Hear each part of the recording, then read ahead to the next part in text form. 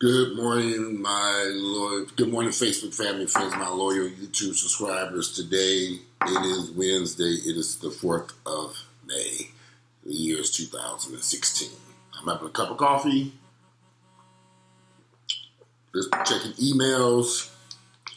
This phone's been ringing and buzzing all morning anyway. So last night here in Atlanta, there was a break-in at a home. A man and woman were beaten in a home invasion in Atlanta's mayor's neighborhood. We have a neighborhood here in Atlanta called GUILFORD Forest. GUILFORD Forest is a very prestigious black neighborhood of homes that range in price from, I would say, from about $300 up to a little over $1 million. You have some very wealthy people who live there. You have Creflo Dollar, you have the mayor, basketball, football players. It's not a gated community, but it's very luxury. It's a very good. Me and Earl have looked at some houses down in GUILFORD Forest and in that Cascade area before we just decided the crime is just too bad in those areas at this point in our lives to tolerate moving into these black neighborhoods. So, I did a video a few weeks ago where I discussed that a lot of blacks are running from these black neighborhoods because of the crime. The crime is just too horrible. So for me to wake up this morning and see this news report where older couple were beaten and robbed in the safety and security of their home, the door kicked open at, I think it was like 2 or 3 in the morning or something, just a few doors down from where the mayor lives. A man and woman were injured after a group of men allegedly stormed into their house, took their car, and beat them with guns in the same southwest Atlanta subdivision of GUILFORD Forest, where Atlanta Mayor Kasim Reed lives. Detectives were at the home in the 4700 block of GUILFORD Forest Drive investigating the home invasion and looking for a stolen red Buick Enclave early Wednesday morning. 3 people were upstairs sleeping when 3 masked men wearing black hoodies and gloves kicked in a basement door to the home, threatened the residents, and attacked 2 of them. The woman was hit in the torso and the back of the head. The man was also hit in the back of the head. The suspects continued to make threats that they would kill the victims if they said anything or left the room. The suspects fled the house with cell phones, wallets, purses, and the vehicle which was parked at the top of the driveway. The victims who had visible wound injuries refused to be taken to Grady Memorial Hospital. The 3rd person in the home, described by police as elderly, was not harmed. Okay, so you have a prestigious black neighborhood. The mayor just a few doors. Now, I don't know if you all know this, but the mayor of Atlanta has a security team that watches his house 24 hours a day, 7 days a week. Them folks didn't give a rat's ass. Drove past that security team and went on up to that house and kicked in that door. So I have a lot of friends who live in black neighborhoods. And the reports they've come back and told us over the years have frightened me. A friend of mine one day left his house, closed the garage door, and drove off, only to return a few hours later, not realizing his garage door didn't close, and everything in the garage was stolen. The lawnmowers, the rakes, the shovel, everything. They took the doormat, they took every shoes. They cleaned out the entire garage. The neighbors across the street saw a truck pull into the driveway, load up all his stuff. They never called the police, nor did they call him to alert him. Somebody's in your garage taking your stuff. They just assumed he knew that this person was in their garage taking all their stuff. They didn't go into the house, but they took some brand new lawnmowers, weed whackers. This man lost thousands of dollars worth of equipment for his business and everything because the garage door popped back open. Now, I've owned many houses with electric garage doors, and I've had many times I've came back home to our house when we lived in Buckhead, and the doors were open, and nobody went in there. We had an electric gate on the driveway. The electric gate was open. The garage door was open. The door to the house was open. Nobody went in there and took anything. There were times when me and Earl left the house. I'll never forget this. One day, me and Earl left the house and the back door was wide open in that house. I came home late that night, turned on the lights and saw that door open and couldn't believe my eyeballs was wide open. Nothing was missing because we lived in a white neighborhood. Now, I'm not saying White folks won't steal your shit. They will steal every damn goddamn thing you got. They'll even steal your ass from a country and bring you someplace and make you be a slave. So I know white folks do steal stuff. So I'm not trying, but it's just something about African American black neighborhoods that we don't respect each other. And I know a lot of people gonna get mad and angry, as y'all always do. But I just come to the conclusion, we're out looking at houses here in Atlanta, Georgia. We really don't even want to be here in Atlanta, Georgia no more. So I'm actually going to start doing the search down in Florida, looking around, trying to see what we can find down there. Find $100,000. But no, well, we know we ain't going to find shit in Florida for $100,000. It's out in the country someplace.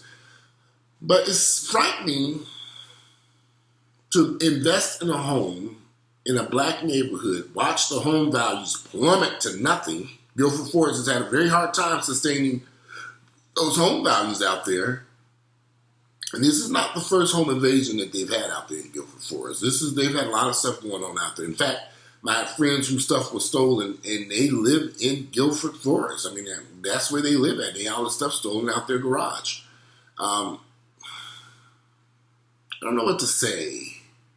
I don't want people to think that I'm attacking black folks in black neighborhoods. But here in Atlanta, Georgia, you cannot find a black neighborhood where you can safely live and park your car and get out without having to worry about being shot, your house burglarized, a home invasion. You can't go to a liquor store or a gas station without bums begging for money. I don't care what part of town you live in. These areas are rough. And I'm trying to figure out, how can we improve these neighborhoods? Because I've been here for 27 years, and some of these neighborhoods have changed and improved only because the neighborhoods were taken over by white folks. We lived in the old 4th Ward in 1997. In 1998, I purchased a home down there. When I moved into the house, it was drug dealers everywhere, gunfire, shootings. The neighborhood was a complete catastrophe. Go over to the old 4th Ward now here in Atlanta, Georgia, and it's beautiful. Only because the white folks moved in and gentrified the area and took over the entire area, most of the area. There's still some black folks over there. You still got Boulevard, which still has a lot of Section 8 housing, government housing. They ain't going nowhere no time soon. As a matter of fact, they're building more government housing over there. So, I mean, and it could be just an Atlanta thing. I hear Washington, D.C. has some very nice black neighborhoods where they don't have these crime problems, like Prince County and all these other various places. But here in Atlanta, Georgia, DeKalb County is a nightmare. South Fulton County, East Point, College Park, these cities, you will get killed down in these cities by your own people, by you trying to bring your groceries into the house. I've heard the stories of people. I know of a friend of mine who lived off Old National Highway, who was literally unloading his car with groceries. He was robbed, shot, and killed in his driveway of his home while his wife stood upstairs with the kids. So these neighborhoods are dangerous. And I don't think, there's always a bunch of teenage kids that go into these areas doing this crime. So I'm sure they're going to probably catch these guys who did this robbery, this home invasion over there in Guilford Forest. And I'm very curious to know, the people who were robbed, what they do for a living. Do they own a business or a store? So for some reason, these guys had to have some type of reason to think there was some money or something of value in that house. And I'm willing to bet these folks probably own some type of business in that area or somewhere on that side of town. And these people who do these home invasions, they don't just randomly choose a house. They chose that house for a reason. Because they felt either that there was a large deposit that the person was going to be making in the morning, or they had carried something. So there were some reasons why they chose that home. And I'm sure that will come out. And you never know, they might have been there selling some drugs too. I'm not going to say that, because we don't know. They could be some good law-abiding citizens who were robbed and attacked by some thieves and crooks. So we can't automatically assume that these people were in their house doing something wrong, because they could have been doing everything right, minding their own business, and some folks followed them from an ATM machine or from wherever. And people pay when I go to the bank and I do deposits or withdrawals, I watch my surroundings, because people watch and they see what you're doing. If they see you leaving with a large amount of cash, people will pick up the phone and say, "Yo, you see that guy leaving out the damn bank in that Nike shirt? He just got a couple $1,000s out of here. Follow him." and get that money. So you don't know what someone might have seen that led them to that house. Because I know a lot of black folks will not automatically assume that the people inside the house are doing something wrong. That's not always the case. I feel sorry that these people have went through this last night.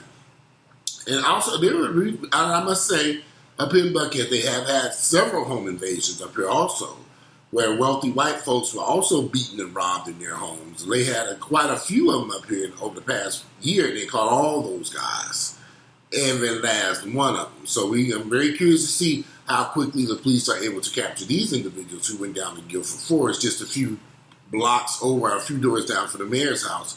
You know, one thing I've learned about crime here in Atlanta, you're not going to get away with it. These guys will get caught. I've yet to see too many criminals get away with criminal activity.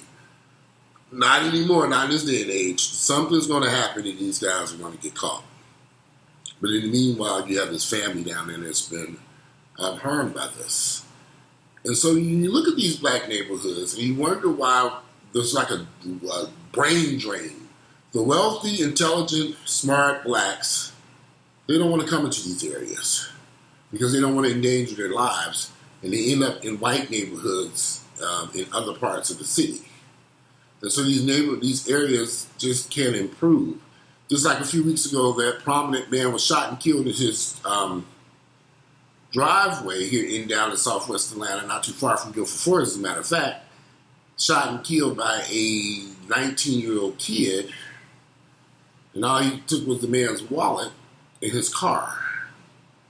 A man who spent years trying to improve his neighborhood was shot and killed in his own yard, in his own neighborhood, by another African-American man, only 19 years of age. And I find this just to be sad.